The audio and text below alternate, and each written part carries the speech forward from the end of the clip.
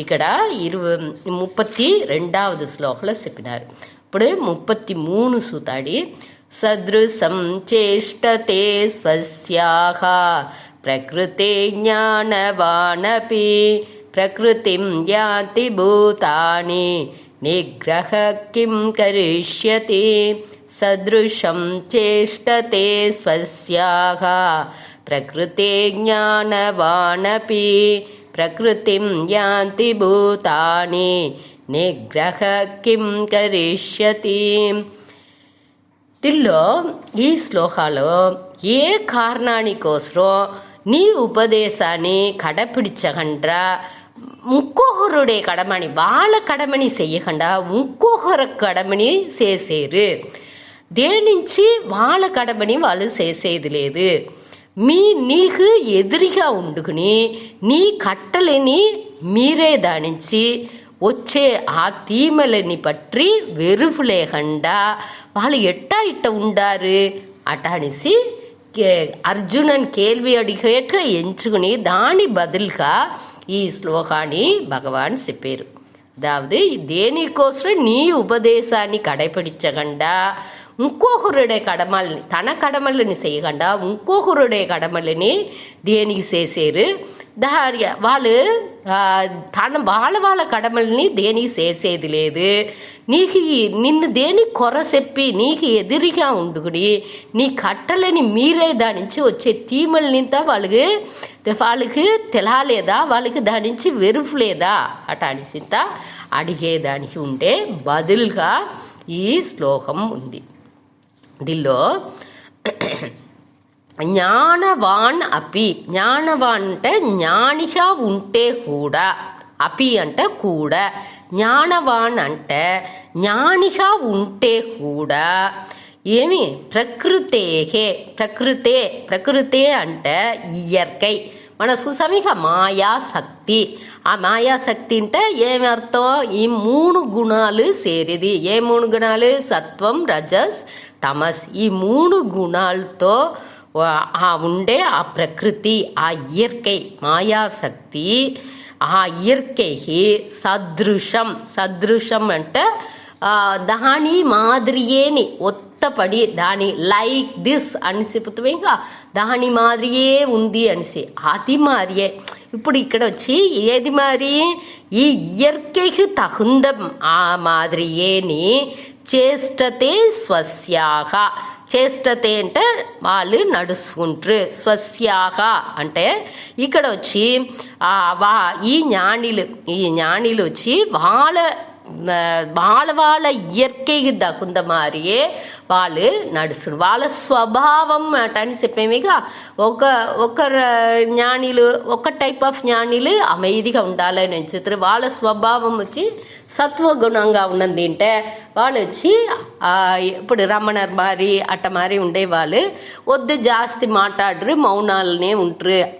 అది వచ్చి సత్వ ప్రధానం అట అనేసి అది అట్ట ఉండేవాళ్ళు ఒక టైప్. అదే ఇది వద్దే యాక్టివ్గా నిండా పనులు చేసుకు అట్ట మారి రజసిక ఉండే సామెలోనే ఉంటారు. అనగా తమసిక ఇదిని చెయ్యకుండా அமைதிగా ఉండేవాళ్ళని ఉంటారు. అதாவது తమసిక అంటే దీనిలో వచ్చి లేజినెస్, సోంబేరితనం అనేది లేదు. వాళ్ళు వచ్చి ఏ యాక్టివిటీలోని పార్టిసిపేట్ చేయకుండా వాళ్ళు గుహల్లో పోయి அமைதிగా ఆ మెడిటేషన్లోనే ఉండుకుంటారు. వాళ్ళు అట్ట ఉండేదే మనకు బ్లెస్సింగే, ఒక ఆశీర్వాదనే. అట్టంతా ఉండేదానికి మన నుంచి వెళ్ళవునా అట్టనేసి యోచింది కూడా వెళ్ళదు. వాళ్ళు నాట్కళకులో వర్ష కణకులో కూడా ఆ గుహలో ఒకే తావులో అట్టనేని ఆ బ్రహ్మాలో లయించి ఉండేవాళ్ళు, అట్టమారి ఉండేవాళ్ళు కూడా ఉంటారు. వాళ్ళ స్వభావానికి తగ్గట్టు వాళ్ళు వచ్చి ఆ செயல் చేసేటనో లేకపోతే செயல் చెయ్యకుండానో లేకపోతే அமைதிగా ధ్యానం చేసుకుంటానో ఎట్టా వాళ్ళ స్వభావంలో ఉండారో అది మారి వాళ్ళు ఉంటారు. అది జ్ఞానిలుగా ఉంటున్నాలు. వాళ్ళందరినీ జ్ఞానిలే, వాళ్ళు అందరికనే ఈ బ్రహ్మాన్ని పற்றி బాగా తెలుసును అట్ట ఉంటున్నాలు. ఒక్కొక్కరు వాళ్ళ ఆ స్వభావానికి తగ్గట్టు యాక్టివ్గా ఉండేవాళ్ళు, அமைதிగా ఉండేవాళ్ళు అట్ట విద్యాస పడును. దీనే ఇక్కడ చెప్పారు.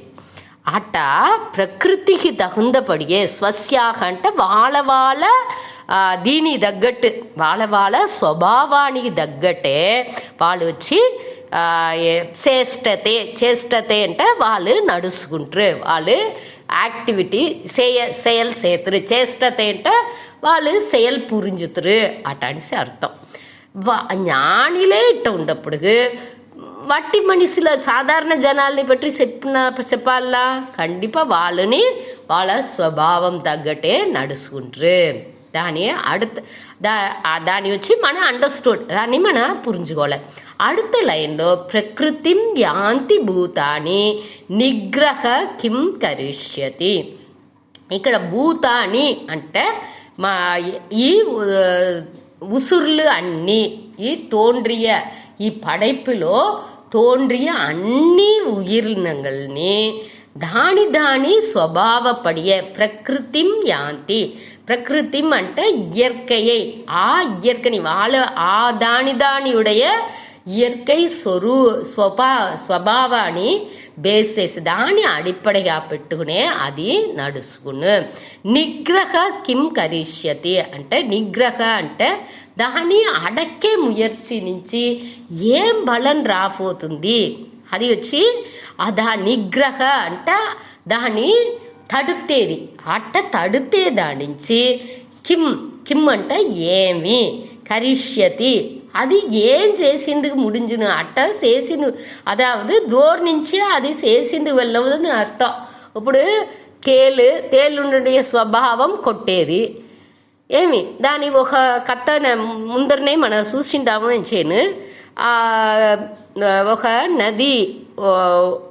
నదిలోచి సంధ్యావందనం చేస్తాండారు అతను ఒక సన్యాసి.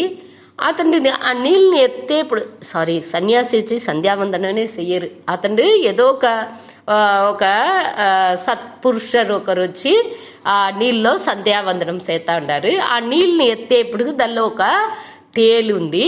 తేలు ఆ తుడుచుతా ఉండే అది చచ్చిపోకూడదు అనేసి ఆ తేలుని ఎత్తేరు. ఎత్తితే ఆ తేలు అతన్ని కొట్టితుంది. ఉడనే అతన్ని కొట్టంగానే అట్నే వదరితున్నారు. అది ఇంకోతర నీళ్ళ పడుతుంది, ఇంకోతర అతన్ని ఎత్తేరు, ఇంకోతర కొట్టుతుంది, ఇంకోతర ఉడిస్తున్నారు. దీన్ని చూస్తూ ఉండేవాడు. వాడు ఏమి ఇట్ట చేసేరు అంటే అతను చెప్పారు, దానికి తేలు కొట్టేది దాని స్వభావం, దాన్ని కాపాడేది నా స్వభావం. వాళ్ళ స్వభావాన్ని పడి నడుచుకుంటున్నాము. దీన్ని తడితే దాని నుంచి ఏం ప్రయోజనం ఉంది? ఒక ప్రయోజనం దొరకదు. దేనింటే దాని ఇక్కడ నిగ్రహ కిం కరిష్యతి దాని వచ్చి అడక్కే దానిచ్చి, అదావదు ఈ స్వభావాన్ని ఇదింతా ఈ స్వభావాల్లో నువ్వు ఉండకూడదు అటానిసి ఒక మనిషిని చెప్పేదానించో దాన్ని అడక్కేదానించో ఏ విధమైన నన్మైని ప్రయోజనాన్ని దొరకదు. వాళ్ళ స్వభావాలు నడుచుకునేదాన్ని ఉడిసి రావాలి. దాన్ని వచ్చి వద్దే కట్టుపడుతుంటే అక్కడ ప్రచనలే ఇదవునే తవిడ దానించి ప్రయోజనం ఒకటి లేదు అటనిసి ఈ 33వ శ్లోకాలు చెప్పారు. సరే அடுத்து అందరు వాళ్ళ స్వభావాలను అడుతురు అంటే ఈ వేదాలంతా దేనికి அடுத்து ఈ స్వభావాన్ని ఉడిసి మనం మారిందిగే వెళ్ళవదా? దీనిలో మన సుయ ముయర్చి ఫ్రీ విల్ అనేది ఎక్కడవుతుంది? ఎట్టా మన దీన్ని మార్చడం మరి అటానే కేள்விகிంత అనగా ఈ அடுத்த 34వ శ్లోకాల బదిలిచ్చారు. అదావదు అన్ని ఉసురుల్ని దాని గుణాలు స్వభావానికి తగ్గట్టే అది செயல்படுతుంది అంటే ఆ స్వభావాలుండి అది విలకి వచ్చిందిగే దూరం నుంచి ముడించదు అంటే ఈ మనిషిలు చేసే ఆ సుయ ముయర్చి అనేదానికే తావు లేకుండా సకాఫోను అట్ట ఉన్నప్పుడు ఈ శాస్త్రాల నుంచి ఏమి యూస్ ఏం ప్రయోజనం దాన్ని కూడా அடுத்த ఉడాల్సిందే అట్ట మారి అవసనే అటానే కేள்విలాగుంతాని బదులుగా ఈ 34వ శ్లోకం ఉంది. అని సుత ఇంద్రియస్యేంద్రియస్యార్తే రాగద్వేషౌ వ్యవస్థితౌ तयोर्नवसमागच्छेत् तौ ह्यस्य परिपन्थिनौ इन्द्रियस्येन्द्रियस्यार्थे रागद्वेषौ व्यवस्थितौ तयोर्नवसमागच्छेत् तौ ह्यस्य परिपन्थिनौ. దీనిలో ఇంద్రియస్యార్థే రాగద్వేషౌ వ్యవస్థితౌ తయోః న వశం ఆగచ్చేత్ తౌ హి అస్య పరిపంతినౌ.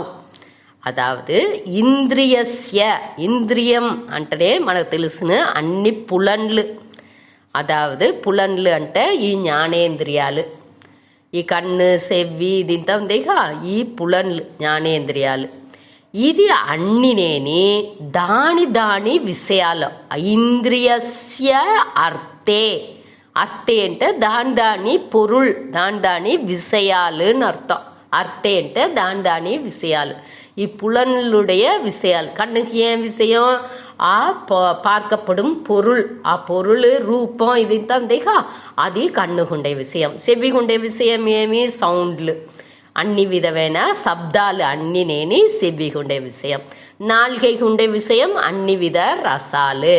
ఇట మరి ఒక్కొక్కటిని జ్ఞానేంద్రియాలు ఏమి? ఈ మూడు అనగా త్వక్, ఈ తోలు ఏం విషయాలను ఇది చేసిన అన్ని ఉణర్వులు, అదావదు కఠినமான పొరుள், ఇది వచ్చి సొద్ద సాఫ్ట్ అయిన పొరుள் అట్ట అనిసింత ఉందేగా దాని అన్నినేని ఈ ముక్కు ఏమి ఇది అట్ట అని చూసేప్పుడుగా ఆ ముక్కు మనం మనకు ఈ ముక్కు మనం అట్ట అని చెప్పేప్పుడుకు అది వచ్చి ఏమవుతుంది? ఏమి వాసనలు ఉందో దాని పూర్వం అది ముక్కుకు అది విషయంగా ఉంది. ఆ మనం అనేది ముక్కుకు విషయంగా ఉంది. ఇట మరి ఈ జ్ఞానేంద్రియాలు అన్నిటినేని అది ఆ విషయాలు అన్నీ పులన్ విషయాలు దానికి విషయంగా ఉంది. అదావదు ఇంద్రియ అర్థే, ఇంద్రియస్య అర్థే అనేప్పుడు అన్ని పులన్లు దాని పులన్ విషయాల్లో అది వచ్చి ఏమవుతుంది? రాగద్వేషం అంటే విరుపు వెరుపులు, అన్ని విరుపు వెరుపులని వ్యవస్థితం అంటే అది అన్నినేని ఉట్పుకుందు నిற்கின்றன. అదావదు అట్టంటే ఏమర్థం అంటే ఈ మనం ఒక్కొక్క పొరుల్ని ఏ పొరుల్ని చూసినాலும் దానిలో ఈ మనవుடைய విరుపు వెరుపు అనేది అక్కడ అన్నీ నిరంజి ఉంది. ఏ పొరుల్ని చూసినాலும் తోడుతో మనకు ఇది కావలే, ఇది నాకు పట్టును, ఇది పట్టదు, ఇది కావలే, ఇది వద్దో అట్ట అనేసి దాన్ని అన్నిలోని ఆ విరుపు వెరుపు అనేది మన ఏర్కనవే వాసనలు మనకుందేగా ఆ వాసనని అడిపడగా పెట్టుకుని అన్నిలోనేని ఆ విరుపు వెరుపు అనేది ఉంది. దానే ఇక్కడ చెప్పారు. అది అన్ని విషయాల్లోని అట్ట మరి మనకు ఉంది. కొంచెం మనకు ఏది ఇన్బం ఇచ్చినో దల్లో విరుపుని, ఏది ఇన్బం ఇవ్వకుండా తుంబాలని ఎత్తుందో దల్లోంత వెరుపుని మనకు నిశ్చయంగా ఏర్పడుతుంది. సరే, తయోహో న వశం ఆగచ్చేత్, ఆ రెండుకుని మన వశం అవ్వకూడదు. దేనించింట తౌహి అస్య పరిపందినం. ఆ తౌహి అంటే తవ్వు అంటే ఆ రెండునే, అది రెండునే మనకు అస్య పరిపందినం అంటే అస్య అంటే ఇవనుకు అంటే దోరు ఈ కర్మయోగి పరిపందినం అది రెండునే వీండుకు విరోధిகள் అంటే ఎనిమీస్, అదావదు ఎదిరిలుగా ఉండేది. దేనికి అంటే ఈ విరుపు వెరుపు ఉంటేనే మనకు అన్ని ప్రచనలు వస్తుంది. అదే మనకు మన కడమని చెయ్యకుండా తడుతేది అదే. మన మనకుని ఉండే ఆ కడమలాని మన ఏం చేసేము, ఇది నా విరుపం, నాకు ఇదిలో విరుపం లేదు అటానిసి ఒదికేదో, లేకపోతే ఇది నాకు పట్టలా అవో ఆ పని బాగుంది ఆ కడమని